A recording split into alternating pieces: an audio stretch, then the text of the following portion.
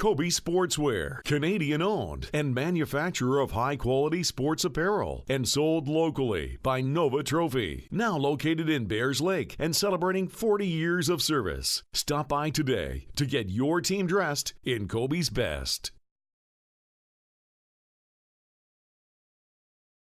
Down to a 6-inch, right? So they're going to take a full inch of padding away.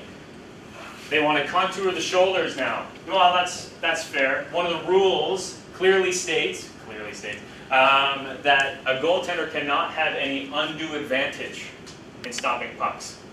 So unless you can actually forcibly get your shoulder blades out over like wings, that is an undue advantage. So any piece of equipment that's actually propelled outside your silhouette is considered breaking the rules. So that's why they're contouring the shoulders, and also along that same line is contouring the shoulder for the 6-hole, right? So they felt that they were winging out too far to block that space. So now they wanted to carve those shoulder wings down so you get more of the contour of the goaltender's body.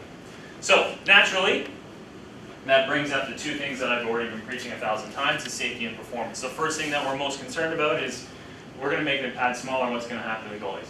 Probably going to worry more about safety, right? So naturally, the first thing we're worried about is goaltender injury. How is it going to mitigate those high impact forces when we've taken foams away or made it smaller?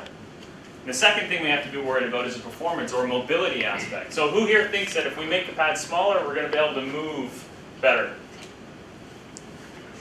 This is not a rhetorical question. I love it. Everyone's allowed to participate. Or the alternative could happen. Well, what if we don't actually remove foams? What if we actually maintain the amount of foam that's there to maintain the levels? Sorry, dude, the lights in here are bugging me out.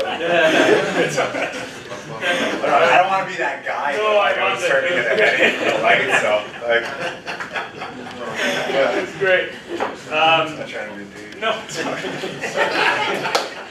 I just feel like you should have a baby strap on your chest right now. Or flying a helicopter.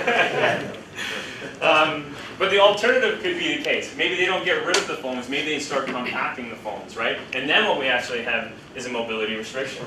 So, do we know what this is? Oh yeah, Fat guy in a little coat, thank you very much. So basically this is what could happen. If we take all those foams from 7 inches, compress it into 6, basically now you've got a tight thing over your arms, and now you definitely can't flex nearly as well as you could before. So something that we have to consider is the flip side of thinking what may happen.